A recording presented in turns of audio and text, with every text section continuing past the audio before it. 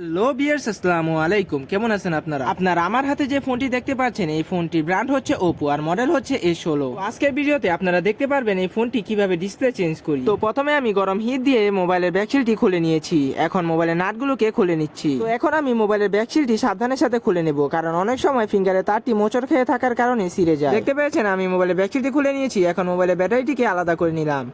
এখন আমি ডিসপ্লে রেবনটিকে আলাদা করে নেব। এখন আমি ডিসপ্লেটাকে হলার দিয়ে হিট দেব।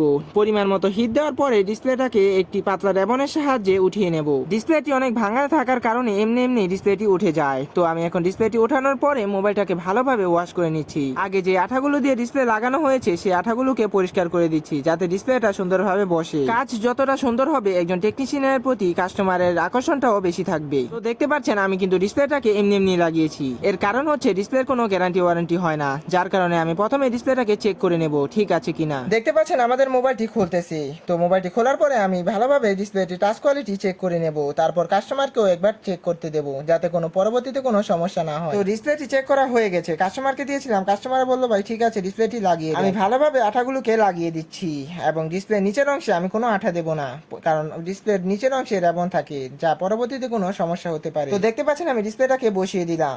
এখন আমি ডিসপ্লে রেবনটিকে লাগিয়ে দেব। এখন রাবার দিয়ে কিছুক্ষণের জন্য ডিসপ্লেটাকে পেঁচিয়ে রেখে দিলে ডিসপ্লের ফিটিংটি ভালো হতো, কিন্তু কাস্টমারের সময় না থাকার কারণে আমি মোবাইলটিকে একেবারে ফিটিং করে দিচ্ছি। তো দেখতে পাচ্ছেন আমি মোবাইলের ব্যাকশিলটিকে পুনরায় লাগিয়ে দিচ্ছি। আমি মোবাইলের ব্যাকশিলটি লাগিয়ে দিলাম। এখন চেক করে দেখবো মোবাইলের ডিসপ্লে কানেক্টর গুলো ঠিকভাবে লাগিয়েছে কিনা। মোবাইলের পাওয়ার বাটনে ক্লিক করতেই দেখলাম মোবাইলটি চালু হচ্ছে। তো এখন আমি মোবাইলের নাটগুলোকে সুন্দরভাবে লাগিয়ে দিচ্ছি। তো ডিসপ্লের সাথে একটি গ্লাস লাগিয়ে দেওয়ার কথা ছিল কাস্টমারের সাথে, আমি প্রথমে গ্লাসটিকে লাগিয়ে দিলাম। এখন আমি পুরো ডিসপ্লেটাকে রাবার দিয়ে ভালোভাবে পেঁচিয়ে দেবো, যাতে ডিসপ্লে ফিটিংটা ভালো হয়, আঠাগুলো সুন্দরভাবে শুকিয়ে যেতে পারে। আর কাস্টমারকে বললাম মোবাইলটিকে আধা ঘন্টার জন্য এভাবে রেখে দিতে, তারপর রাবারগুলোকে খুলতে। তো এই ছিল আজকের ভিডিও। যদি ভিডিওটি ভালো লেগে থাকে তাহলে অবশ্যই একটি লাইক করে দিবেন, সাবস্ক্রাইব করে দিবেন। ধন্যবাদ সবাইকে ভিডিওটি শেষ পর্যন্ত দেখার জন্য।